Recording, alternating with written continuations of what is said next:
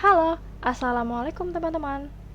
Alasan saya membuat video ini adalah untuk memenuhi tugas individu fisika dan kimia dasar dengan materi kimia lingkungan dan tema pencemaran udara. Perkenalkan, nama saya Halimah dari kelas 1IA11. Dalam video ini saya akan membahas tentang apa itu pencemaran udara, contoh kasus tentang pencemaran udara, seberapa buruk efek pencemaran udara bagi tubuh kita, dan bagaimana sih cara kita untuk menangani pencemaran udara. Indonesia termasuk negara dengan polusi udara yang tinggi, mempunyai efek berbahaya atau beracun pada lingkungan. Sangat kita sadari tetapi sering diremehkan, pencemaran udara adalah satu dari banyak masalah lingkungan yang sangat mengganggu kegiatan sehari-hari kita. Pencemaran udara adalah satu kondisi di mana kehadiran satu atau lebih substansi kimia, fisik, atau biologi dari atmosfer dalam jumlah yang membahayakan. Berbahaya bagi kesehatan manusia, hewan, dan tumbuhan. Polusi adalah zat yang mempunyai efek berbahaya atau beracun pada lingkungan. Terdapat dua cara polusi memasuki udara. Yang pertama, ada point source dan non-point source, di mana polutan berasal dari suatu sumber, seperti gas pembuangan pabrik kebakaran hutan, dan yang kedua non-point source, di mana polutan berasal dari banyak sumber seperti asap kendaraan, mobil, dan bermotor. Terdapat dua jenis polutan, di mana polutan primer dan polutan sekunder.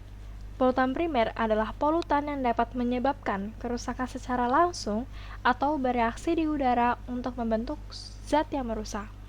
Ada nitrogen, nitrogen dioksida, sulfur dioksida, karbon monoksida, dan karbon dioksida. Kemudian polutan sekunder, di mana polutan terbentuk sebagai hasil reaksi antara polutan primer dan komponen udara.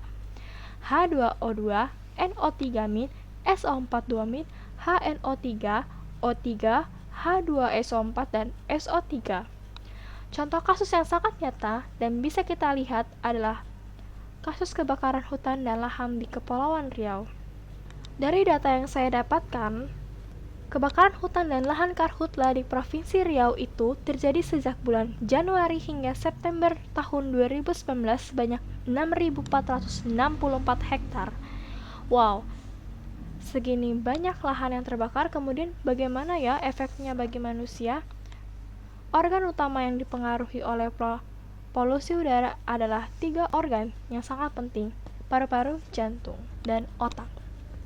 Nah, meski dampaknya mungkin tidak terlihat langsung, namun secara jangka panjang, udara kotor yang terus-menerus kita hirup bisa menyebabkan beberapa kondisi seperti batuk refleks karena teriritasi lendir, sakit kepala, mual dan muntah, menyebabkan iritasi mata dan kulit, memperburuk asma, infeksi paru-paru dan saluran pernafasan, risiko sakit jantung, dan yang paling parah adalah sampai kematian.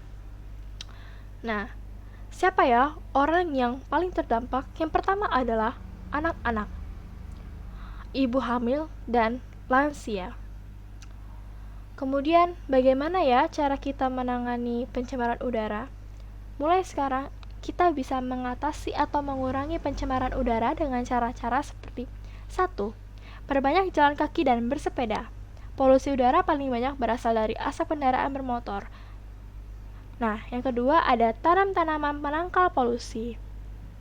Dan yang ketiga ada hindari kebiasaan membakar sampah. Ketimbang kita membakar sampah, lebih baik lakukan daur ulang atau gunakan kembali barang yang masih bisa dipakai. Keempat, berhenti merokok.